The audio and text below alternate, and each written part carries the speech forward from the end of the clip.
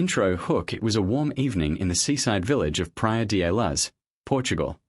The kind of night where waves whisper against the shore and families stroll beneath the amber streetlights.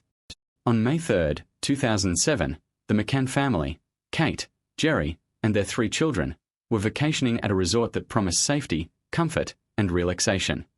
But that night, around 10 p.m., a mother's scream shattered the calm. Madeleine's gone. 3-year-old Madeleine McCann had vanished from her bed while her parents dined just steps away. The window was open, the shutters lifted. The child was gone. In a matter of hours, a family holiday turned into an international nightmare. And what began as a desperate search for a missing girl became one of the most complex, controversial, and polarizing investigations in modern history. The family and the night of May 3, Kate and Jerry McCann were both doctors from Leicester, England, educated, respected, devoted parents. Madeleine, their eldest child, was bright and curious, with her mother's green eyes and a distinct marking in her right eye, a unique coloboma that made her instantly recognizable.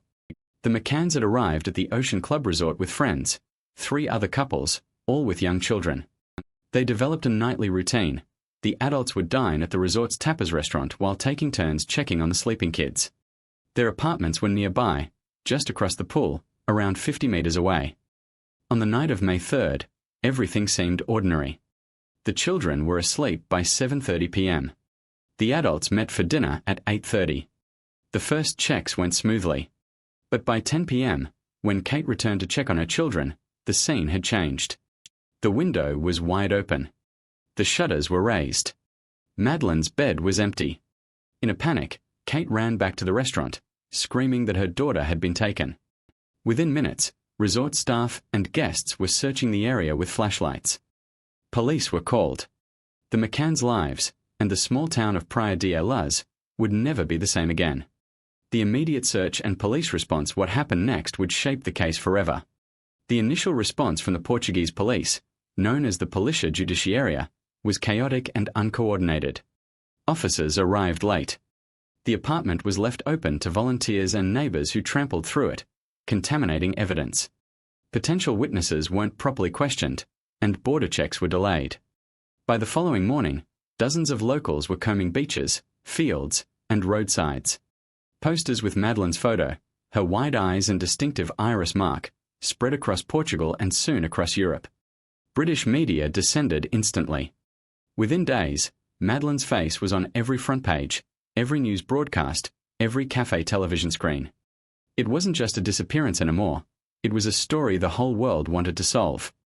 And in the absence of answers, speculation took hold. The witnesses and the mysterious man carrying a child that same night, multiple witnesses reported strange sightings. One of Kate and Jerry's friends, Jane Tanner, claimed she saw a man walking quickly along the road near the apartment around 9:15 p.m. carrying a small child in pink pajamas, just like Madeleine's. The sighting became one of the earliest and strongest abduction leads. Another witness reported seeing a man later that night near the beach, also carrying a child. But as months passed, inconsistencies in statements and unclear timelines began to blur the narrative. The man with the child sighting led to a massive search effort and composite sketches distributed worldwide. Years later, that lead would collapse when the man was identified as another vacationing parent carrying his own child home. For detectives, it was back to square one. The global media storm, the McCann case became a media phenomenon unlike any other missing person investigation in history. Within a week, the story had spread to every major news outlet on the planet. The McCanns met with the Pope. They launched a global campaign, Find Madeleine, raising millions through donations.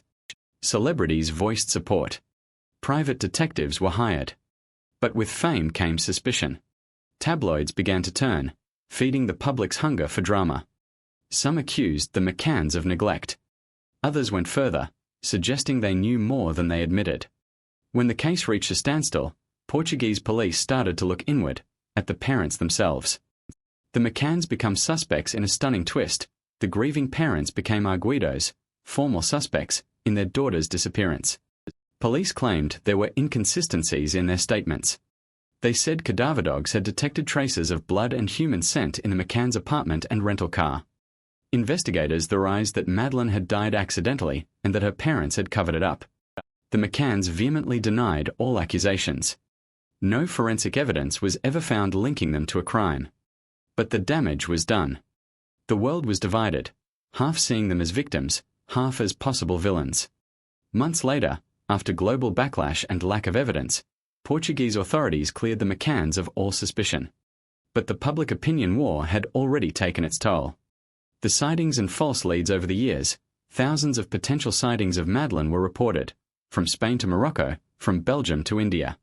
Photos of children who vaguely resembled her appeared online and in newspapers. Each time, hope would surge, then collapse under verification. Private investigators followed leads involving suspected pedophiles, child traffickers, and even religious cults. Nothing stuck. In 2011, under mounting political pressure, the British government launched Operation Grange, a new review by London's Metropolitan Police. They re-examined the entire case file from scratch. Their findings reignited public attention and uncovered new potential suspects. The German suspect, Christian Brückner, in 2020, investigators identified a new prime suspect, Christian Brückner, a German national with a long criminal record that included sexual offences against children. Brückner had been living in Portugal near Praia da Luz around the time Madeleine disappeared. He owned a campervan and a phone that had pinged in the area the night of the abduction. German prosecutors announced they believed Madeleine was dead and that Brückner was responsible. But to this day, no physical evidence has tied him conclusively to the case. He remains imprisoned in Germany for other crimes, denying involvement. His identification reignited global interest and reopened old wounds for the McCanns, who still refuse to give up hope. The McCann case has generated more theories than almost any other disappearance in history. The stranger abduction theory, the most widely accepted, Madeleine was taken by an opportunistic intruder who entered through the unlocked patio door. The burglary gone wrong theory, thieves breaking in were surprised by the child, panicked, and took her with them. The human trafficking theory, Madeleine was kidnapped to be sold into a trafficking network, possibly ordered by wealthy clients. The parental involvement theory, dismissed officially, but still propagated online, the idea that Madeleine died accidentally and the truth was covered up. The cover-up theory, some believe local authorities or international agencies may know more but withheld information to protect tourism or political relations. Each theory feeds on unanswered questions. And every year that passes adds another layer of uncertainty. Reflection, a closing more than 17 years later, the question still echoes. What happened to Madeleine McCann? No confirmed remains. No ransom. No confession. Just a void that grows deeper with every passing anniversary. In many ways, the case stopped being about one missing child long ago. It became a mirror reflecting our collective obsession with mystery, fear, and the illusion of safety. For the McCanns, every sunrise carries the same unbearable question: is she still out there? For the world, Madeleine's face, those bright eyes, that innocent smile, remains an eternal symbol of the unknown.